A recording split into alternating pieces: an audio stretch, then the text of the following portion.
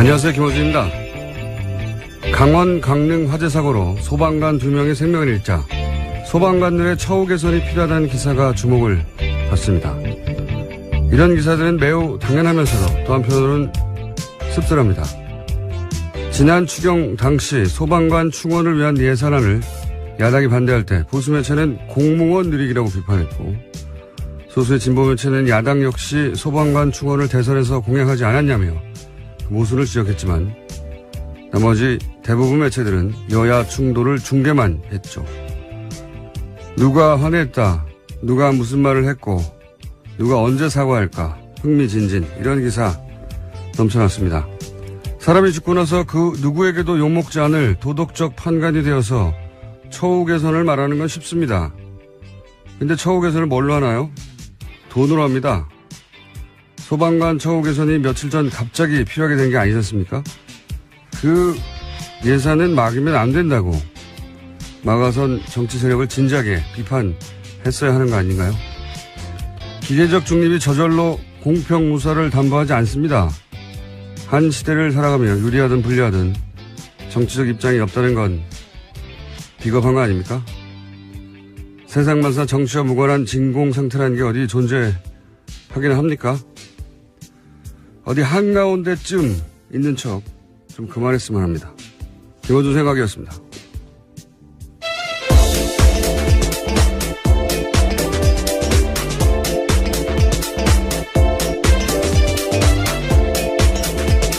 시사인의 김지입니다.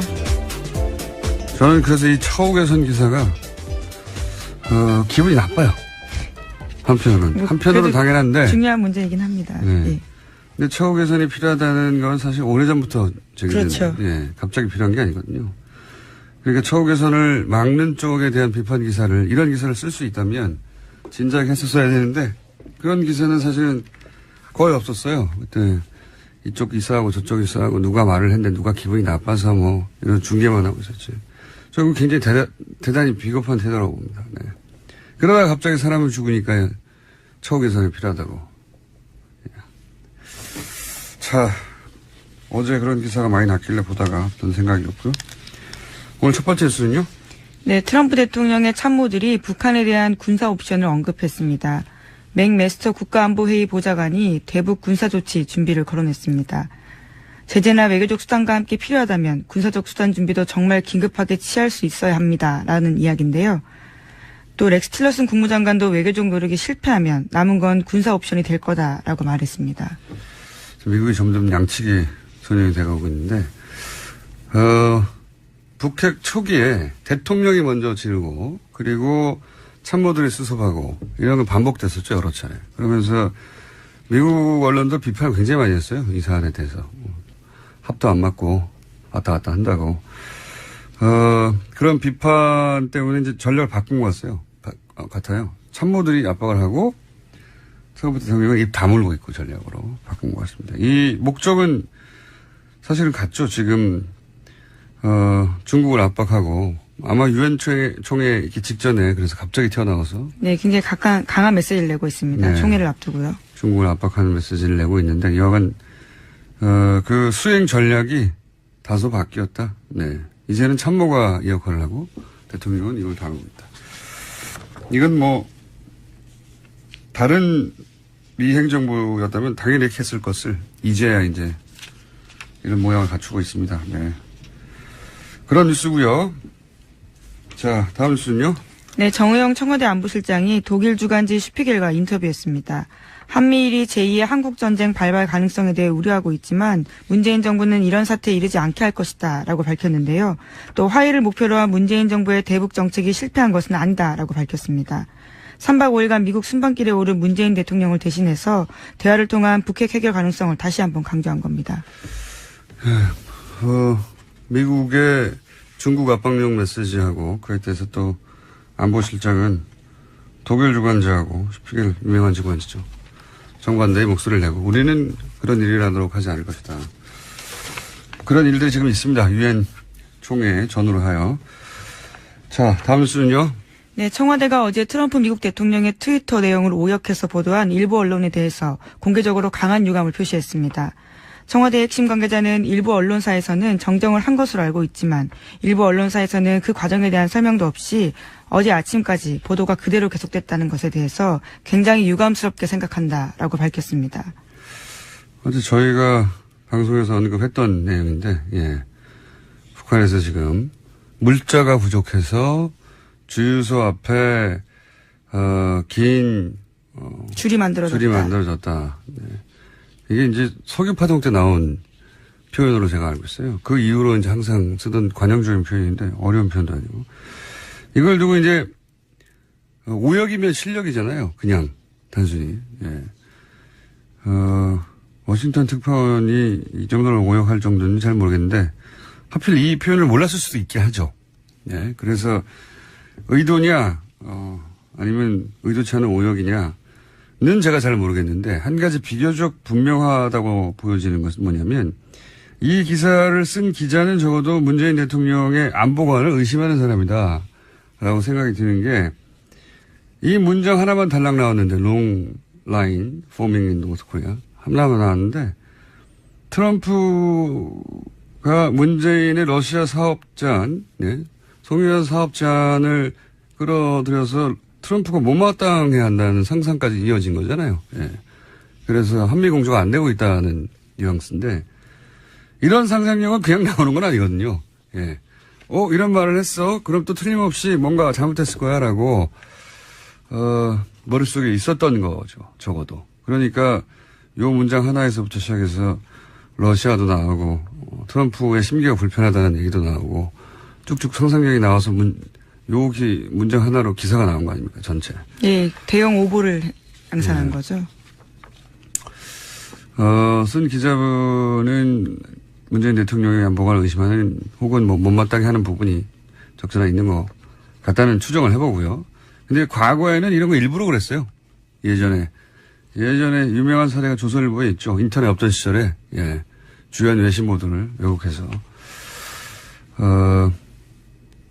그 문장 한두 개를 가지고, 예. 뒤바꿔서, 김대중 전 대통령 시절에. 그런 거 잘했습니다. 그때 인터넷이 없으니까, 혹은 인터넷이 아주, 연결이 잘 안 되거나, 또는, 가입을 해야 해당 기사를 읽을 수 있구나. 그럴 경우에, 접근도가 굉장히 낮았을 경우에, 외신을 살짝 뒤틀어서, 보도한 경우 정말 많았어요. 그거 찾아내는 게 제가 전문이었거든요. 다음 뉴스는요? 네, 박근혜 정부에서 45년 된 중고 미군 헬기를 구입하면서 1,500억 원을 썼다라는 JTBC 보도가 나왔습니다. 이 헬기 한 대 가격이 58억 원인데요. 운영 부대까지 합치면 사업비가 총 1,500억 원에 달한다고 합니다. 심지어 지난달 합동참모본부 회의에서 성능 개량을 해도 수명을 담보할 수 없다면서 개량 사업에서 배제하기로 결정됐다고 하는데요. 산지 3년 만에 나온 결정입니다. 심지어 해당 헬기는 GPS가 연동된 항법 장치를 제거한 뒤 판매하면서 악천후 때와 해상 임무에는 투입되지 못하고 있을 정도로 노후한 기기라고 합니다. 이게 45년 된 거면 도입 기준으로 해서 한 70년대 무기거든요. 생각해보면 이거 포니 자동차 돌아다닐 때예요. 이게 그런데 그 포니 자동차가 제네시스 만든 시절에 수입된 겁니다. 말이 안 되지 않습니까? 네. 제네시스를 이미 개발해서 움직일 정도의 시대에 와가지고 포니 타라고 들이댄 거거든요. 안 사야 되는 거군요. 절대. 예, 이거 모르고 샀겠어요? 예. 근데 이제, 당시 문서를 뒤져보니까 그 결정 과정의 핵심 라인에 국방장관이 있었다. 네, 그런 보도도 거죠? 있습니다. 예. 당시 국방장관이 김관진 전 국가안보실장입니다. 이분 이름이 요즘 자꾸 나오고 있어요. 네, 여기저기서. 댓글 부대 정신교육도 시켰다는 데도 등장하지 않았습니까, 이분이? 네, 어제 더불어민주당 이철희 의원이 폭로한 사실인데요. 김광진 당시 국방장관이 2012년 대선 전에는 댓글 부대원들을 정신교육시키고 댓글 후에는 또 댓글 부대를 격려 방문했다라는 폭로했습니다. 자주 등장하고 있습니다, 이분이. 이분 사드 기습배치와도 밀접한 관련이 있죠. 다른 거 다 떠나서 저는 이 사드 기습배치의 책임은 방산비리 차원에서 다룰 게 아니라 저는, 반역죄로 처벌해야 된다. 왜냐면은, 지금 새 정부가 미국하고 중국 사이에 활용할 카드가 없어요. 예, 사드 만약에 사드가 지금 배치되지 않았다면 한미 관계 혹은 뭐 한중 관계, 그리고 북핵 국면에서도 주요한 카드의 하나로 활용할 수 있겠죠. 지금 뭐 이미 배치돼 있으니까 임신이 아니냐 뭐 이런 얘기, 그런 카드밖에 없거든요. 이 사드가 근데 로키드 마틴 사고잖아요. 예. 이 사드 기습 배치와 관련한 책임이 드러나는 사람은 저는 반역죄로 처벌해야 된다. 단순히 방산비리가 아니라. 그리고 로키드 마틴 하면은 이 로비로 유명하죠. 세계 1위 회사이기도 하지만, 로키드 마틴은 공화당, 민주당 가리지 않고 응원합니다. 네. 그리고 선거가 있으면 미국 본토에 50개 주가 있잖아요. 미국 본토에서 출마하는 모든 후보를 후보네요. 군수업체가 워낙 돈이 많다 보니까. 죽이지 않습니까? 예. 네. 모든 후보를 다 누가 될지 모르니까. 그리고 그 회사를 미국 전역에 뿌려놔요. 47개인가 8개 주에 회사가 있어요. 그러니까 모든 주의 이해관계를 만드는 겁니다. 죽이지 않습니까?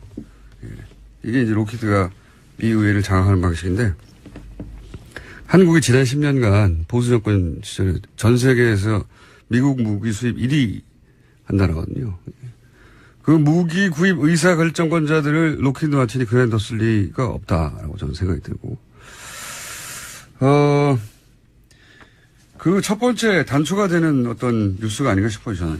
예, 뭐 좋은 무기면 살 수도 있을 텐데요. 정말 이렇게 노후화된 무기를 사서 누가 탄다라고 생각했을 경우 굉장히 위험한 거고요. 또 세금 낭비가, 이런 세금 낭비도 없습니다. 이 헬기가 심지어 2003년에 단종됐다는 거 아닙니까?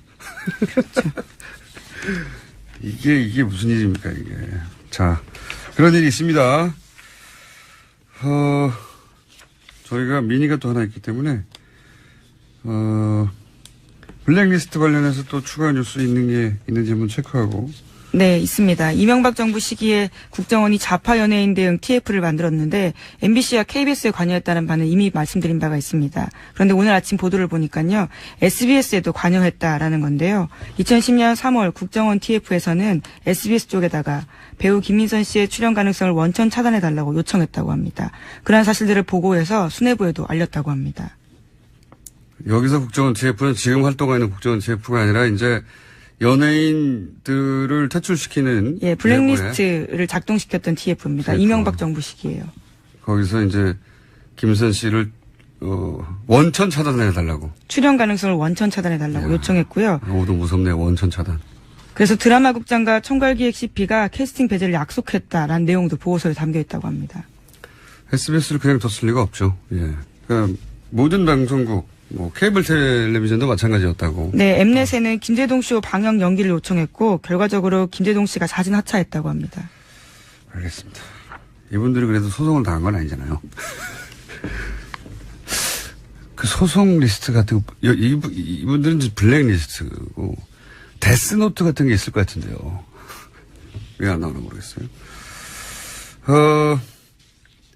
시간이 거의 다 됐는데 잠깐 언급하고 넘어갈 사건 중에 하나가 남경필 도지사 아들 마약건이 있죠. 네. 네, 어제 계속 실시간 검색 순위를 올라갔습니다. 네. 이 사법적 결과 수사기관과 사법부가 내릴 것이고, 제가 뉴스를 보면서 그 정치적 효과 부분만 얘기하자면, 최근 바른정당의 자강파들이 연속해서 타격을 입지 않습니까?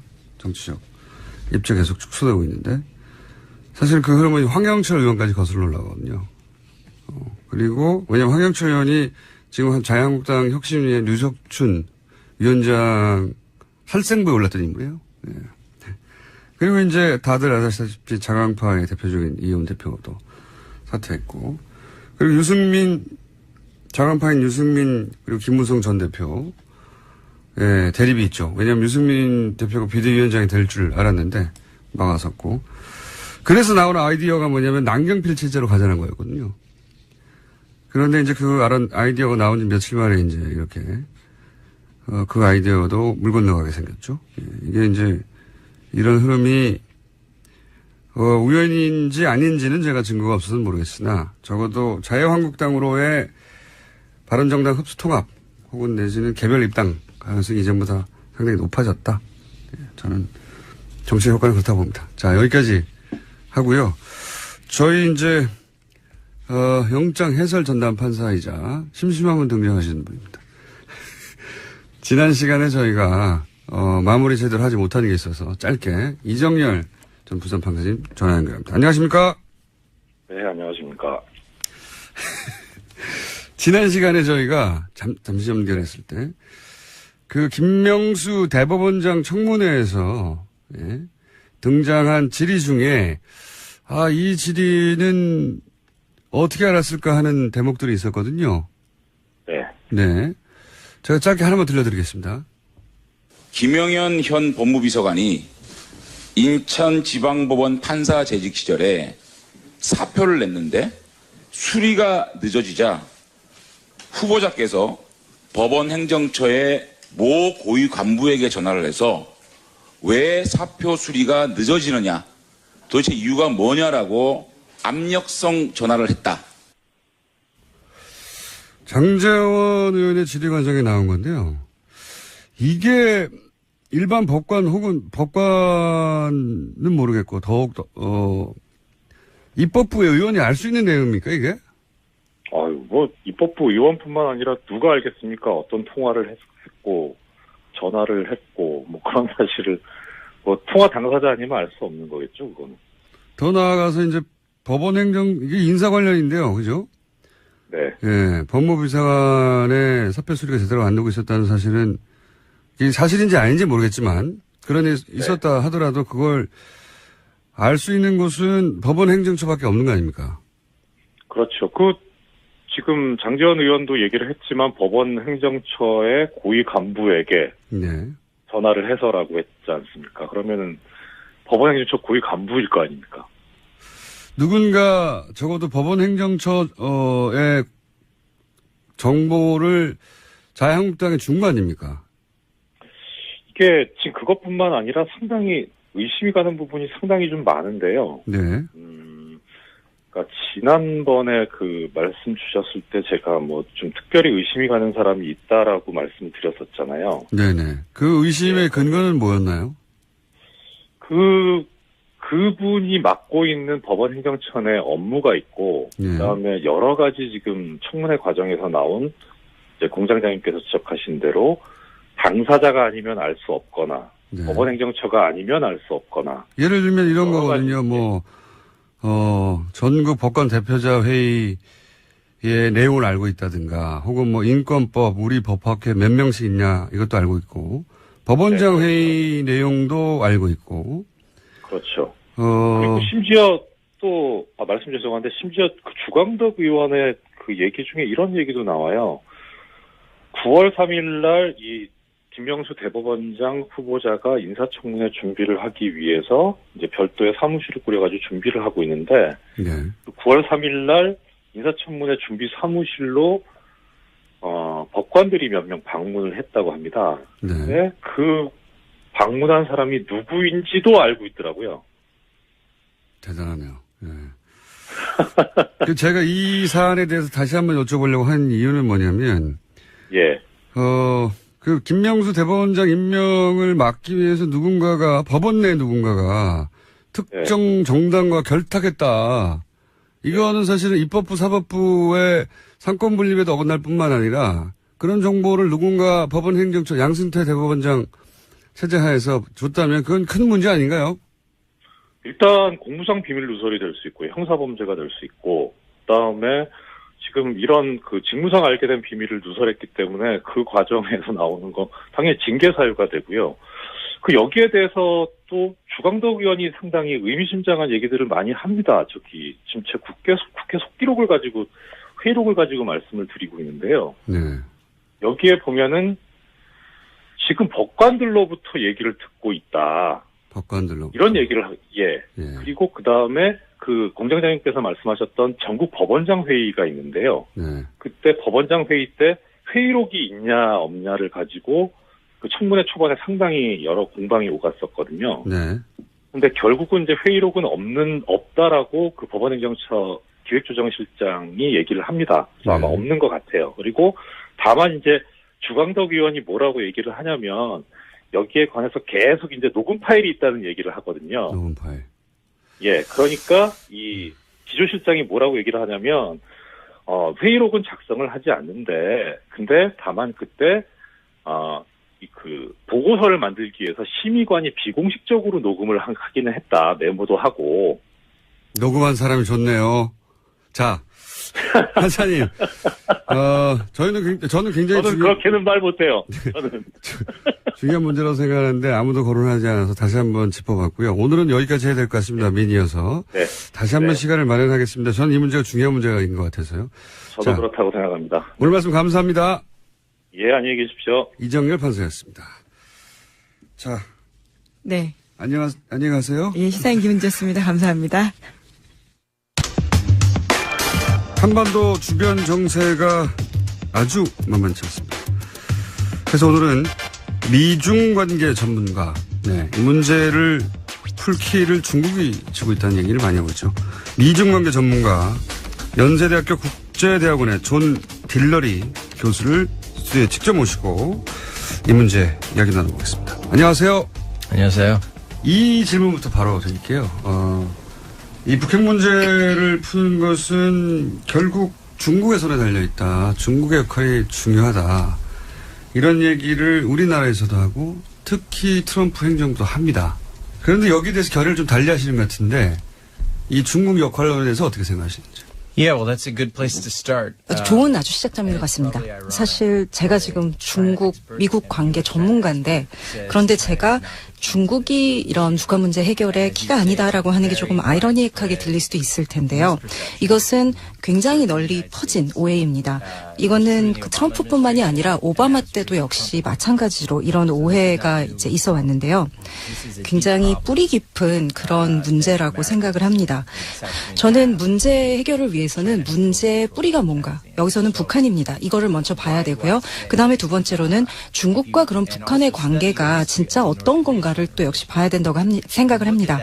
북한은 중국 사람들을 신뢰하지 않습니다. 그리고 북한 사람들이 중국 사람들이 북한에 대해서 그런 어떤 통제력을 갖고 있지도 않습니다. So if you look at North 북한 Korea, 같은 경우에 역사적으로 볼 때 중국에 의지하지 않아왔고 또 의지하지 않으려고 굉장히 큰 노력, 많은 노력을 경주해 왔습니다.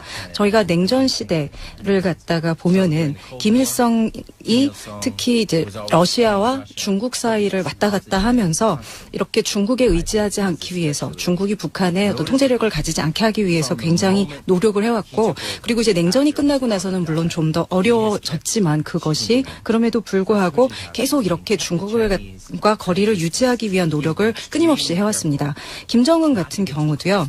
사실은 그 권력을 장악하자마자 아주 처음부터 굉장히 이 부분에 있어서 조심을 해왔습니다. 사실 우리가 지금 이제 시진핑도 그렇고 그 전에 후진타오도 그렇고 김정은이 이런 중국 지도자들과 같이 찍은 사진이 단 한 장도 없습니다. 이것이 지금 전혀 나오고 있지 않은데요. 이것을 봐도 김정은이 중국과의 관계를 어떤 식으로 끌고 가려고 하는지 잘 알 수가 있습니다. why do we think China has this influence? 그럼 왜 사람들이 이제 이런 얘기를 할까요? 왜냐하면 중국이 가지고 있는 어떤 경제적인 영향력 때문입니다. 사람들이 북한의 무역의 90%가 사실은 중국하고 이루어지고 있다. 그렇기 때문에 마음만 먹으면 북한을 갖다가 좌지우지할 수 있고 북한은 중국이 시키는 대로 하게 만들 수 있다. 이렇게 얘기를 합니다. 근데 그것이 왜 작동을 하지 않을까요?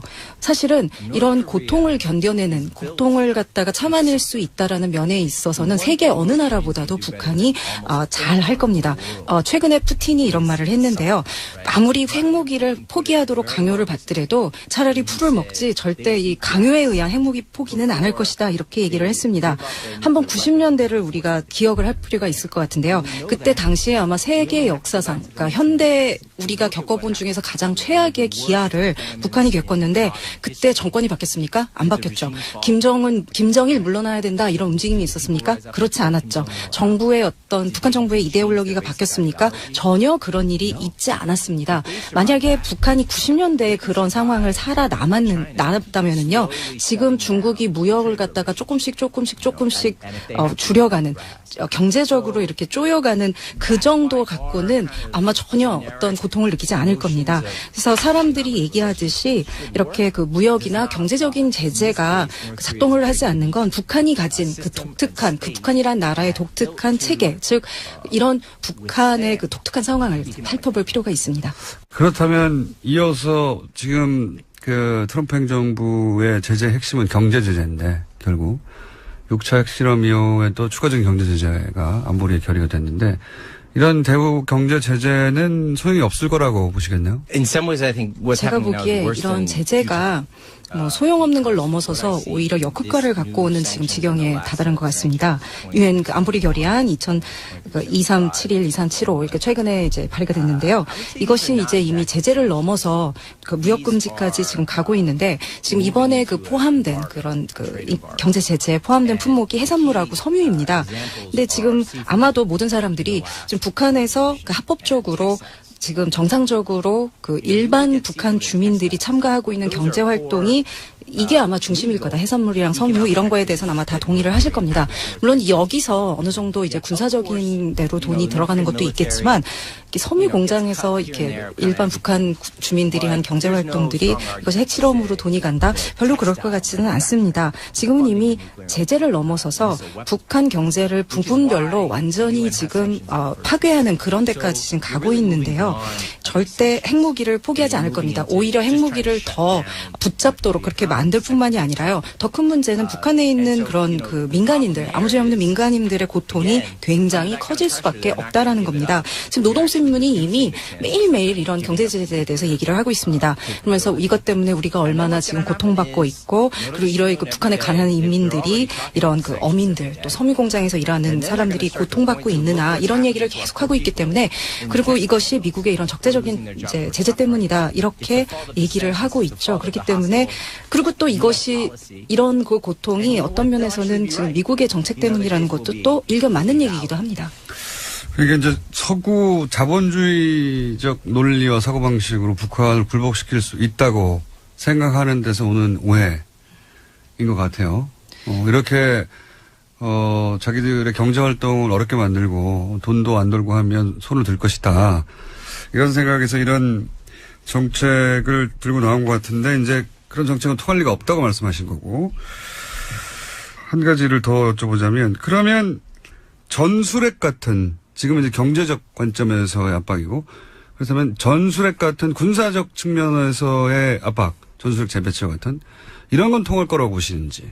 bringing nuclear weapons, U.S. nuclear 전 weapons 굉장히 back. 어리석은 결정이라고 생각을 합니다. 어리석을 뿐만 아니라 위험합니다. 그러니까 사실은 지금 굉장히 이렇게 열이 받은 상태에서 뭔가 지금 확 굉장히 이제 급박하게 돌아가고 있는 상태에서 사람들이 이제 나쁜 결정을 할 수가 있는데 그런 경우가 아닌가 생각합니다. 지금 이렇게 엄청난 파괴력을 가진 무기를 서로한테 이렇게 가지고 대치를 하게 되면 어쩌면은 서해안에서 저희가 봤었던 서해에서 있었던 그런 사태 그러다 보니까 그것이 결국은 정말 전투까지 가게 되는 그런 사태가 일어날 수가 있습니다. 중요한 거는 실제로 우리가 얻을 게 아무것도 없다는 겁니다. 북한이 만약에 핵무기를 진짜로 쓰고 그리고 어떤 전쟁 도발 행위를 할 경우 실제 그 순간 북한에 미국의 핵무기가 비오듯이 쏟아지게 될 거다라는 것을 북한이 이미 잘 알고 있습니다. 근데 그런 상황에서 과연 이것이 우리가 생각하는 것처럼 이런 핵무기가 역할을 할까요? 지금 한국에서 논의되고 있는 얘기는 그냥 완전히 심리적인 것뿐입니다. 그래서 이런 얘기를 자꾸 하는 사람들은요. 이런 그 공포를 자극해서 좀 더 합리적인 결정을 못하게 막고 있을 뿐입니다. 그렇기 때문에 우린 생각에 우리가 이런 핵무기를 갖고 있으면 북한도 우리한테 더 이렇게 대들지 않겠지? 그렇게 우리가 믿을 수는 있겠지만 북한이 지금 우리가 자기네가 핵무기를 썼을 때 어떤 결과가 날 건지를 잘 알고 있는 상황에서는 절대 일이 이렇게 돌아가지가 않습니다. 알겠습니다. 전술핵에 지금 포커스는 전술핵인데 핵 전반에 대해서 말씀하셨는데 여하간 이제 전술핵을 들여오자고 하는 보수 진영의 주장이 있고 또 심리적으로 불안하니까 그래야 되는 거 아닌가 하는 여론도 있는 상황이지만 실질적으로 군사적으로 볼 때 효과가 없다. 실제로는 오히려 더 위험해질 뿐이다 하는 게 교수님의 진단인 건 이해했고요. 그러면 경제 제재도 통하지 않고 이렇게 전술핵 재배치 같은 군사적 압박도 통하지 않는 상황에서 문재인 정부는 제재와 동시에 대화도 병행해야 한다고 주장한단 말이죠. 이 문재인 정부의 정책 기조에 대해서는 어떻게 생각하십니까? 일단. President Moon is in a tough spot. 사실 지금 문 대통령의 상황이 참 어려운 건 사실입니다. 문 대통령도 분명히 이런 그 제재 정책을 원하지 않으실 거라고 보고 지금까지 또 문 대통령이 해왔던 이런 그 기조와도 사실은 맞지가 않고 또 문 대통령이 그리고 싶은 대북 관계 그림도 이것은 아닐 것이라고 생각은 합니다.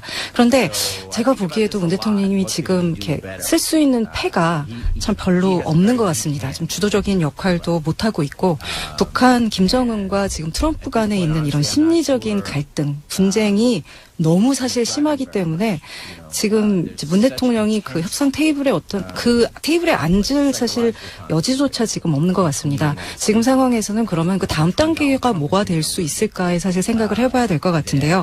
이런 북한하고 트럼프 사이에 뭔가 조금 돌파구가 심리적인 갈등, 감정적인 갈등이 조금 깨지고 나면 아마 그러면 조금 뭔가 숨을 쉴 수 있는 뭔가 해볼 수 있는 여지가 이제 생길 수 있을 것 같습니다. 제가 근데 여기서 좀 궁금한 거, 제가 아직 잘 모르겠는 거는요. 문 대통령이 실제로 북한과의 대화를 위해서 얼마나 노력을 하고 있는가. 물론 말은 그렇게 할 수 있습니다. 지금 우리가 대화에도 늘 가능성을 열어놓고 있다 이렇게 말은 할 수 있는데요. 예를 들어서 오바마 행정부도 말은 그렇게 해왔지만 글쎄 실제로 그렇게 정말 대화를 위한 노력을 했다? 그건 아닌 것 같습니다. 북한이 그런 냄새는 기가 막히게 잘 맡습니다. 진짜 상대편이 우리랑 대화를 하고 싶어? 아니야? 그거를 잘 맡는데 이제 문 대통령이 그럼 실제로 여기서 얼마나 이거 진짜 의지를 가지고 있는가. 그러니까 예를 들어서 이 뒤에서 이런 뒷채널로 실제로 우리가 지금 고위급 인사를 갖다 대화를 위해서 보낼 준비가 되어 있어 이런 메시지를 보내고 있는지 그거는 알 수가 없습니다. 저는 지금은 이런 어떤 대담한 접근이 필요한 시점이 아닌가 이제 그렇게 생각을 하는데 실제로 그럼 이런 노력이 얼마나 이루어지고 있는가, 의지가 있는가 문 대통령의 이거는 글쎄 저는 여기에 대해서는 저도 지금 답이 없는 상태입니다. 저도 지금 사실은 지금 하신 질문에 대해서 굉장히 생각은 많이 하고 있는 중이기도 합니다. 자, 그러면 중국 전문가 그리고 국제관계 전문가가 보기에도 문재인 대통령 손에 쥐어진 패가 너무 없다. 사실은 그 패를 이전 보수 정권이 다 없애버렸어요. 사드도 하나의 패가 될 수 있는데 이미 배치가 돼버렸고 그 사실은 잘 알겠습니다. 그런데 이제 말씀을 듣고 보면 결국 경제 제재로도 군사적 제재로도 이건 돌파가 불가능하다. 대화를 풀긴 풀어야 하는데 핵심은 문재인 정부가 정말로 대화를 원하느냐, 절실하게 얼마나. 그것까지는 정확하게 모르겠다고 말씀하신 건데 대화로 풀긴 풀어야 한다면 언제쯤 과거 역사나 지금 진행 상황이나 파악하고 계신 정세를 볼 때 대화는 언제쯤 시작될 거라고 보십니까? It's important because until 사실 이 대화라는 게 이미 옛날에 시작을 했었어야 했습니다. 이미 늦었다고 할 수 있는데요. 그렇다면 우리가 근데 대화라고 말은 참 쉽게 하는데 일단 그럼 대화가 정말 뭔지 그리고 이게 왜 중요한지 우리가 왜 해야 하는지 그걸 먼저 살펴봐야 할 거라고 생각합니다. 그런데 대화라는 거는 결국은 실질적인 관계를 맺기 위해서 하는 거지 물론 관계를 맺기 위해서는 근본적으로 본질적으로 물론 대화가 있어야 합니다. 이런 대화 없이 관계를 맺는 것은 불가능하죠. 그렇지만 우리가 실제로 해야 되는 거는 그런 말을 하는 것이 아니라 중요한 거는 관계를 맺기 위해서라는 거. 그것을 갖다가 우리가 많이 잊고 있는 것 같습니다. 이 국면을 풀 수 있는 본질을 말씀하신 건데 결국은 관계가 없다 지금은. 실제 이전 정권에서 개성공단을 폐쇄한다든가 대화를 완전히 단절하고 채널을 없애버린다든가 또는 사드를 도입해버린다든가 하는 결정들이 관계를 끊겠다는 메시지였죠, 실제. 관계가 완전히 끊어졌는데, 결국 관계를 복원해야 된다고 말씀하시는 거잖아요. 동의하는데, 이거는 북한이 표를 쥐고 있어요, 현재. 북한이 언제 나설 것 같으냐, 예, 손을 맞잡을 것 같으냐 하는 전망에 대한 질문입니다. I think if you track what they're saying, 사실 좀 북한이 얘기하고 있는 거를 들어보면은요, 이미 사실을 표면에 많이 노골적으로 얘기하고 있는 게 있습니다. 지금 트럼프한테 보내는 메시지가 전략적인 균형이 바뀌었다. 우리가 없었던 거 지금 이제 우리 있거든. 핵이라는 게 있기 때문에 이제 전략적 균형을 이 바뀌었다는, 미국에서는 이것을 이제 게임이 완전히 바뀌었다 이렇게 표현을 많이 하는데요. 우리 옛날에 없던 거 이제 있는 이 현실을 받아들이고 우리하고 관계를 이러한 새로운 현실에 기반을 두고 시작을 하자, 이 얘기를 하는 겁니다. 물론 미국 입장에서는 어머 너네 행복이 있니? 그래 참 잘 됐구나 기쁘다 이렇게 받아들일 수는 없겠죠. 맞습니다. 그러니까 이런 지금 모든 이런 템포 박자를 북한이 사실은 컨트롤하고 있고 거기에 대해서 서울도 그렇고 중국도 그렇고 미국도 그렇고 거기에 좀 끌려다니고 있는, 사실은 그냥 반사적으로 대응만 하고 있는 그런 상황이기는 합니다. 그래서 지금 미국에서 많이 쓰는 표현 중에요.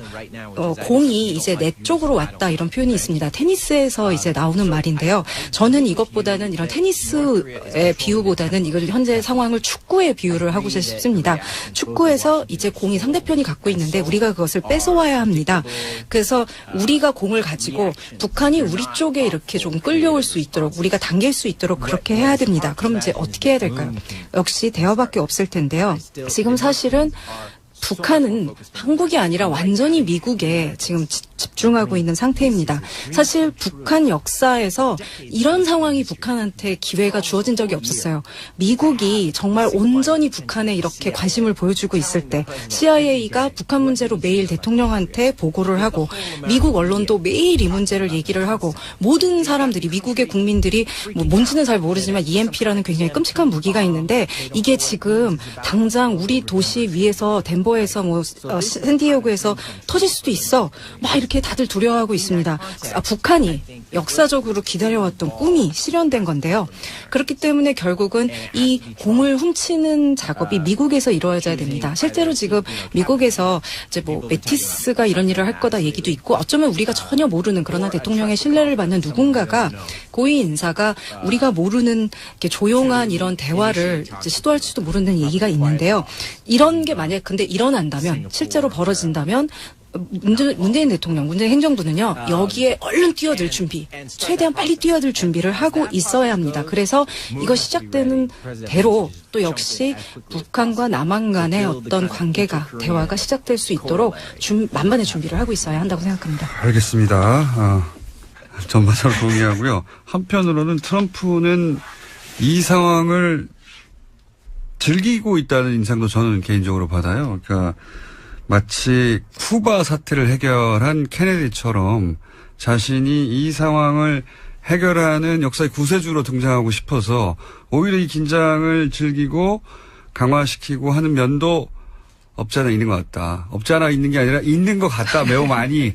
라는 저는 인상을 받는데, 이 말씀을 드리는 이유는 트럼프 대통령 캐릭터에 대해서는 어떻게 분석하시는지. 왜냐하면 지금 상황에서 이 돌파구를 만들어내는 건 트럼프 행정부에 달렸다고 하시니까, 과연 트럼프 대통령이 어떤 캐릭터이라고 생각하시는지, 그 캐릭터에 따른 결정들이 나올 텐데, 저는 그래서 한편으로는 이런 극적인 걸 좋아해서 긴장을 최고로 키운 다음에 어느 순간 갑자기 해결책을 던질 수도 있다, 역설적으로. 이런 생각도 하거든요. I agree. I think that's insightful 사실 observation. 미국 사람들이 이런 큐바 사태에 대해서 지금 얘기를 많이 하고 있습니다. 근데 이게 또 큐바 사태가 왔나 봐 하고 얘기를 하는데 분명 두려움도 있지만 또 어떤 흥분도 그 안에서 같이 감지가 됩니다. 정말 트럼프 대통령이 이 순간을 즐기고 있다라는 그 판단 맞다고 생각하는데요. 나 이제 진짜 대통령 된 것 같아. 나 이제 여기 앉아서 이 수천 명의 목숨을 갖다 좌지우지하고 있어. 멋져. 아마 이러고 있지 않을까 합니다. 사실 트럼프 대통령의 커리어를 갖다 쭉 보면은요, 사실은 사업가라기보다도 배우였습니다. 이 사람이 미디어를 어떻게 이제 다루는지, 어떻게 하는지를 봤을 때 이 사람은 훌륭한 연극 배우이지 사실 사업가가 아니라고도 할 수 있는데요. 여기에 있어서는 정말 탁월한 사람입니다. 이것 때문에 이 모든 사람들의 기대와 예상을 깨고 대통령이 될 수가 있었던 건데요. 북한도 역시 이런 그 드라마의 연극에 아주 탁월합니다. 어떻게 보면요, 트럼프와 김정일의 이런 그 매치가 이보다 더 좋을 수는 없지 않나, 완벽한 저는 쌍이 아닌가 생각을 하는데요. 제 개인적인 사실은 정치적인 그런 견해나 이런 것 때문에 제가 정말 이 얘기를 하기가 싫은데, 북한 문제에 있어서는 어쩌면 지금 이 북한 문제를 다룰 그 상대편이 다른 사람이 아니라 트럼프라는 게 어쩌면 다행일지도 모른다. 저는 이런 생각까지 합니다. 아직 이런 시나리오가 이제 거기까지는 진전이 되지 않았을 수도 있는데요. 이러한 긴장이 여기서 더 한 차원 더 수위가 계속 높아진다. 그러면은 어느 순간에 어쩌면 김정일하고 트럼프가 이제 그 다음 단계의 어떤 정말 굉장히 극적인 그런 굉장히 드라마틱한 그런 연출을 할 수도 있는데요. 그 다음 단계는 수소폭탄이 아니라 어쩌면 셀카가 될 수도 있습니다. 그래서 제가 보기에 트럼프 대통령의 스타일이나 성격, 캐릭터를 봤을 때 이런 시나리오로 아주 극적인, 굉장히 드라마틱한 그런 대로 이제 흘러가지 않을까. 그 후에 또 그거를 갖다 기반으로 해서 새로운 역동이 펼쳐지지 않을까. 그것도 분명히 가능성이 있는 일이라고 생각을 합니다. 저도 동의하고요. 제가 말씀드린 대로 클라이막스의 주인공이 되고 싶은 거죠. 예. 실제 트럼프 대통령의 발언을 보면 오바마 대통령에 대한 컴플렉스가 느껴지는데 오바마조차 풀지 못했던 북핵 문제를 내가 전 세계가 위협에 처한 상황에서 단독으로 풀어냈다. 그 장면을 두 사람이 김정은과 악수하는 장면으로 그래서 세계 평화상을 노릴 거라고 저는 봐요. 개인적으로는. 이런 시나리오가 제 트럼프 대통령의 캐릭터상 그렇게 풀려고 할 것이고 세계 평화상을 누릴 것이다. 이게 저희 시나리오고 오랫동안 얘기해 왔는데 마지막 질문은 뭐냐면 이게 핵 이야기가 나오면 사실은 이성을 마비시키는 면이 있어요. 한국 사회에서도 지금도 문재인 대통령 지지자들조차 핵을 들여와야 된다는 여론이 더 높거든요.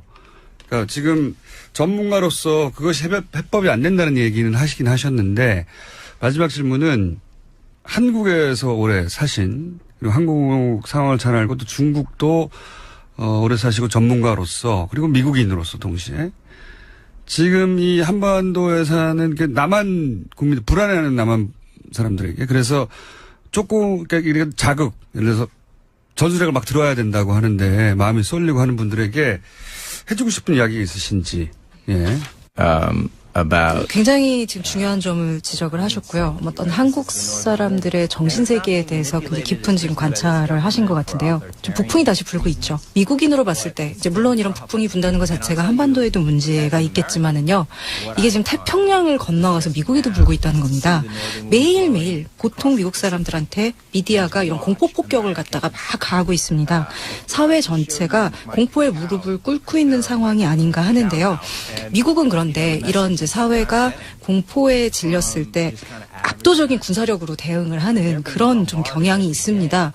지금 이제 뉴욕타임즈나 이런 여러 언론에서 정기적으로 북한하고의 전쟁은 과연 어떤 모습일까 이런 기사를 갖다가 내고 있습니다. 좀 미친 짓이죠. 근데 미국인들은 이거를 읽고 진짜 전쟁이 있을 건가 봐 이런 생각을 하게 됩니다. 모든 사람이 다 동의하는 게 있습니다. 뭐냐면 우리가 알고 있는 어떤 시나리오에도 북한이 우리를 갖다가 지금 갑자기 핵으로 우리가 다 두려워하는 그거지 않습니까? 핵으로 우리를 갑자기 언젠가 공격을 할 거다. 그런데 어떤 그런 전문가들의 시나리오에서도 선제 공격의 위협성이 높다고 판단하지 않는 한 북한은 절대 우리를 먼저 공격하지 않습니다. 그런 시나리오는 어떤 전문가의 시나리오도 없다. 어떤 전문가의 시나리오도 없습니다. 그런데 그렇게 따지면은요. 지금 사태에 대해서 통제력을 저희가 전적으로 갖고 있는 겁니다. 즉 우리가 사태를 거기까지만 몰고 가지 않는다면 우리가 공포에 질린 상태에서 끌려다니면서 하는 그런 결정만 하지 않는다면 우리가 이 상황에 대해서 두려워할 게 아무것도 없다는 겁니다. 그래서 미국이 이렇게 자꾸 전쟁 얘기를 하지 않고 또 한국이 우리가 지금 핵무기를 가져야 돼 이런 얘기를 하지 않는다면 걱정할 게 없다는 겁니다. 즉 지금 저희가 지금 하고 있는 게 어떤 위험이 있어서 그 위험에 대해서 지금 두려워하고 있는데 그 두려움에서 이런 성급한 결정을 할 때 우리가 두려워하는 그 위험을 더 증가시키게 된다는 겁니다. 그리고 이렇게 성급하게 뭔가를 하게 되면 실수를 할 여지가 많아지죠. 그리고 우리가 공포에 질리게 되면은 사람들이 자꾸 적대적이고 공격적인 반응을 하게 됩니다. 근데 우리의 반응이 더 공격적이고 적대적 이 되면은요, 북한도 또 자신네들이 우리 어떤 지금 정세가 어떻다, 판이 어떻다 하는 계산을 갖다가 다시 하게 됩니다. 굉장히 유명한 말이 있죠. 우리가 두려워할 겸 두려움 그 자체밖에 없다. 저는 이 말이 지금 이 상황에서 굉장히 중요한 진실을 가지고 있다고 봅니다. 그래서 우리가 좀 이성을 가지고 냉철하게 조금 한번 속도를 좀 줄이고 뭔가를 이렇게 좀 차분하게 이렇게 보면 지금 우리가 두려워할 게 사실은 아무것도 없다라는 거. 그리고 우리가 지금 그쪽에서는 우리가 두려워하길 원하고 있거든요. 그래서 우리가 거기에 넘어가서 원하는 대로 그렇게 두려움에 빠지는 대신에 우리의 어떤 자연스러운 감정 상태로 다시 돌아오는 것, 그것이 가장 중요하지 않냐 이렇게 생각을 합니다. 그러니까 뭐 선제 공격을 하겠다는 협박이 실제로는 북한을 굴복시키는 게 아니라 아무도 원하지 않는 전쟁 가능성을 높일 뿐이다. 그런 얘기로 요약할 수 있을 것 같아요. 자, 오늘 여기까지 하겠습니다. 네, 지금까지 존 딜러리 연세대 교수님이었고, 통역에는 수천 대 1의 경쟁을 뚫고 뉴스공장의 전속 통역사가 된 대한민국 최고의 통역사 홍희연 통역사, 이분은 섭외를 원하시면 뉴스공장으로 연락을 하셔야 됩니다. 여기까지 하겠습니다. 감사합니다. 감사합니다. 전술핵 재배치를 당론으로 정하기도 했죠. 자유한국당에서는. 생각해보면 좀 기이한 겁니다. 우리 물건이 아니잖아요. 남의 물건을 내가 배치하겠다고 선언하는 거, 이게 기이하지 않습니까? 네. 북핵 문제에 관해서 미국의 중계가 아니라 해외 전문가들의 직접 분석 앞으로도 계속 들어보겠습니다. 3부에서 뵙겠습니다.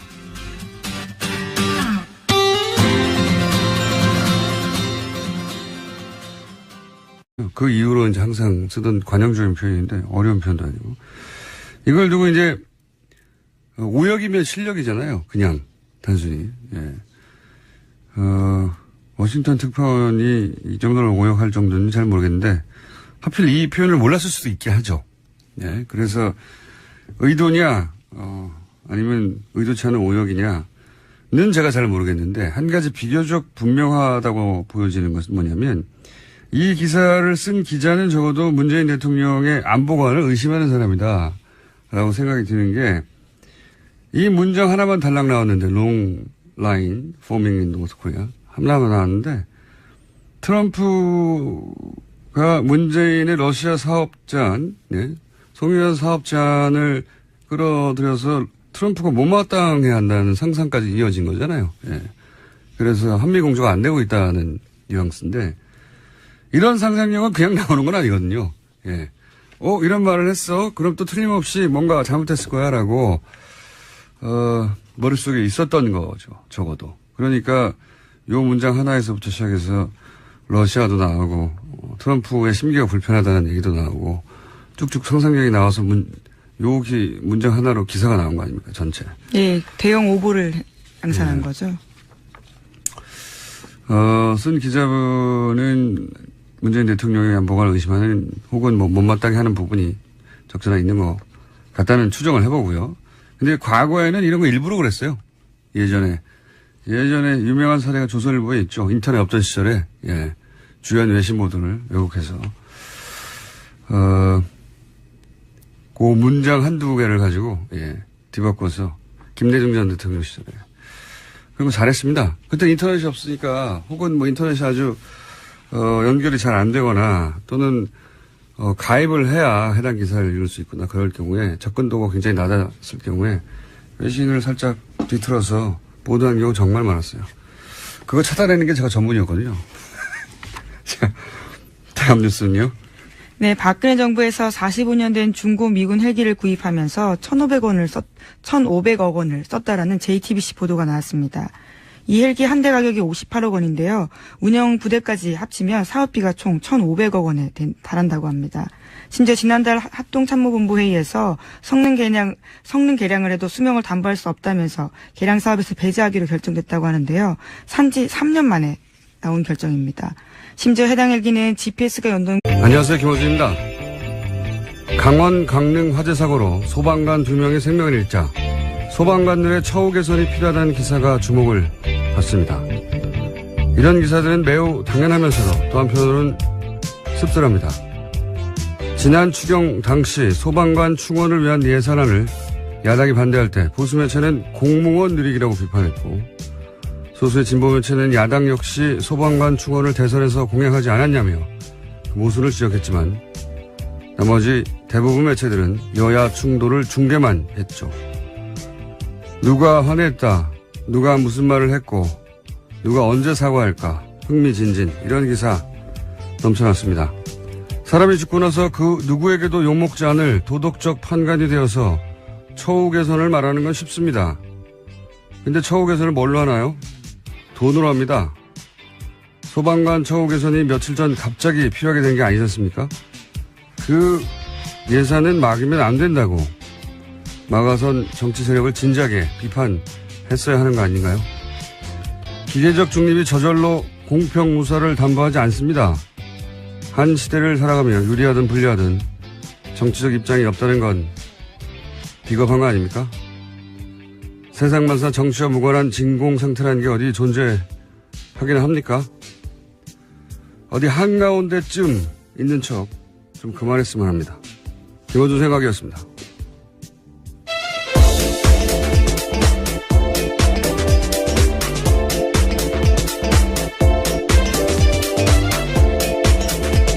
시사인의 김지입니다. 저는 그래서 이 처우 개선 기사가 기분이 나빠요. 한편으로는 당연한데 중요한 문제이긴 합니다. 네. 예. 근데 처우 개선이 필요하다는 건 사실 오래전부터 그렇죠. 예, 갑자기 필요한 게 아니거든요. 그러니까 처우 개선을 막는 쪽에 대한 비판 기사를 이런 기사를 쓸 수 있다면 진작에 했었어야 되는데 그런 기사는 사실은 거의 없었어요. 그때 이쪽 기사하고 저쪽 기사하고 누가 말을 했는데 누가 기분이 나빠서 뭐 이런 중계만 하고 있었지. 저는 굉장히 대단히 비겁한 태도라고 봅니다. 네. 그러다가 갑자기 사람을 죽으니까 처우 개선이 필요하다고. 자, 어제 그런 기사가 많이 났길래 보다가 어떤 생각이었고요. 오늘 첫 번째 뉴스는요? 네, 트럼프 대통령의 참모들이 북한에 대한 군사 옵션을 언급했습니다. 맥메스터 국가안보회의 보좌관이 대북 군사조치 준비를 거론했습니다. 제재나 외교적 수단과 함께 필요하다면 군사적 수단 준비도 정말 긴급하게 취할 수 있어야 합니다라는 이야기인데요. 또 렉스 틸러슨 국무장관도 외교적 노력이 실패하면 남은 건 군사 옵션이 될 거다라고 말했습니다. 미국이 점점 양측이 선영이 돼가고 있는데, 북핵 초기에 대통령이 먼저 지르고, 그리고 참모들이 수습하고, 이런 건 반복됐었죠, 여러 차례. 그러면서 미국 언론도 비판을 굉장히 많이 했어요, 이 사안에 대해서. 합도 안 맞고, 왔다 갔다 한다고. 그런 비판 때문에 이제 전략을 바꾼 것 같아요. 참모들이 압박을 하고, 트럼프 대통령은 입 다물고 있고 전략으로 바꾼 것 같습니다. 이 목적은 사실은 같죠. 지금 중국을 압박하고 아마 유엔 총회 있기 직전에 그래서 갑자기 튀어나와서 네, 굉장히 강한 메시지를 내고 있습니다. 네. 총회를 앞두고요. 중국을 압박하는 메시지를 내고 있는데 여하간 그 수행 전략이 다소 바뀌었다. 네, 이제는 참모가 이 역할을 하고 대통령은 이걸 다루고 있다. 이건 뭐 다른 미 행정부였다면 당연히 이렇게 했을 것을 이제야 이제 이런 모양을 갖추고 있습니다. 네. 그런 뉴스고요. 자, 다음 뉴스는요. 네, 정의용 청와대 안보실장이 독일 주간지 슈피겔과 인터뷰했습니다. 한미일이 제2의 한국전쟁 발발 가능성에 대해 우려하고 있지만 문재인 정부는 이런 사태에 이르지 않게 할 것이다 라고 밝혔는데요. 또 화해를 목표로 한 문재인 정부의 대북 정책이 실패한 것은 아니다라고 밝혔습니다. 3박 5일간 미국 순방길에 오른 문재인 대통령을 대신해서 대화를 통한 북핵 해결 가능성을 다시 한번 강조한 겁니다. 미국의 중국 압박용 메시지하고 그에 대해서 또 안보실장은 독일 주간지하고 슈피겔 유명한 주간지죠. 정반대의 목소리를 내고 우리는 그런 일이라도록 하지 않을 것이다. 그런 일들이 지금 있습니다. 유엔 총회 전후로 하여. 자, 다음 뉴스는요. 네, 청와대가 어제 트럼프 미국 대통령의 트위터 내용을 오역해서 보도한 일부 언론에 대해서 공개적으로 강한 유감을 표시했습니다. 청와대 핵심 관계자는 일부 언론사에서는 정정을 한 것으로 알고 있지만 일부 언론사에서는 그 과정에 대한 설명도 없이 어제 아침까지 보도가 그대로 계속됐다는 것에 대해서 굉장히 유감스럽게 생각한다라고 밝혔습니다. 어제 저희가 방송에서 언급했던 내용인데, 예. 북한에서 지금 물자가 부족해서 주유소 앞에 긴 줄이 만들어졌다. 네. 이게 이제 석유 파동 때 나온 표현으로 제가 알고 있어요. 등 항법 장치를 제거한 뒤 판매하면서 악천 후대와 해상 임무에는 투입되지 못하고 있을 정도로 노후한 기기라고 합니다. 이게 45년 된 거면 도입 기준으로 해서 한 70년대, 무기거든요. 생각해보면, 이거 포니 자동차 돌아다닐 때예요 이게.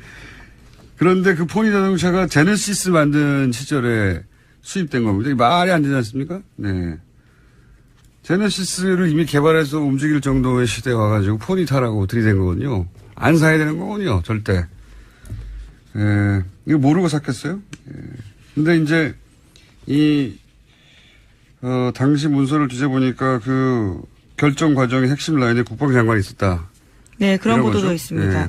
당시 국방장관이 김관진 전 국가안보실장입니다. 이분 이름이 요즘 자꾸 나오고 있어요. 네, 여기저기서.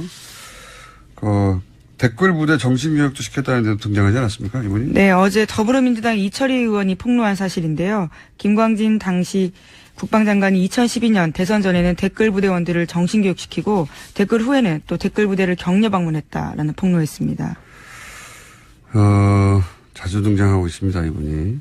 이분 사드 기습배치와도 밀접한 관련이 있죠. 다른 거 다 떠나서는 이 사드 기습배치의 책임은 방산비리 차원에서 다룰 게 아니라 저는, 반역죄로 처벌해야 된다. 왜냐면은, 지금 새 정부가 미국하고 중국 사이에 활용할 카드가 없어요. 예, 만약에 사드가 지금 배치지 않았다면, 한미 관계 혹은 뭐 한중 관계, 그리고 북핵 국면에서도 주요한 카드의 하나로 활용할 수 있겠죠. 지금 뭐 이미 배치돼 있으니까 임신이 아니냐 뭐 이런 얘기, 그런 카드밖에 없거든요. 이 사드가 근데 로키드 마틴 사고잖아요. 예. 이 사드 기습 배치와 관련한 책임이 드러나는 사람은 저는 반역죄로 처벌해야 된다. 단순히 방산비리가 아니라. 그리고 로키드 마틴 하면은 이 로비로 유명하죠. 세계 1위 회사이기도 하지만, 로키드 마틴은 공화당, 민주당 가리지 않고 후원합니다. 예. 그리고 선거가 있으면 미국 본토에 50개주가 있잖아요. 미국 본토에서 출마하는 모든 후보를 후원해요. 군수업체가 워낙 돈이 많다 보니까. 죽이지 않습니까? 예. 네. 모든 후보를 다 누가 될지 모르니까. 그리고 그 회사를 미국 전역에 뿌려놔요. 47개인가 8개 주에 회사가 있어요. 그러니까 모든 주의 이해관계를 만드는 겁니다. 죽이지 않습니까? 예. 이게 이제 로키드가 미 의회를 장악하는 방식인데, 한국이 지난 10년간 보수 정권 시절에 전 세계에서 미국 무기 수입 1위 한 나라거든요. 그 무기 구입 의사 결정권자들을 로키드 마틴이 그냥 뒀을 리가 없다라고 저는 생각이 들고,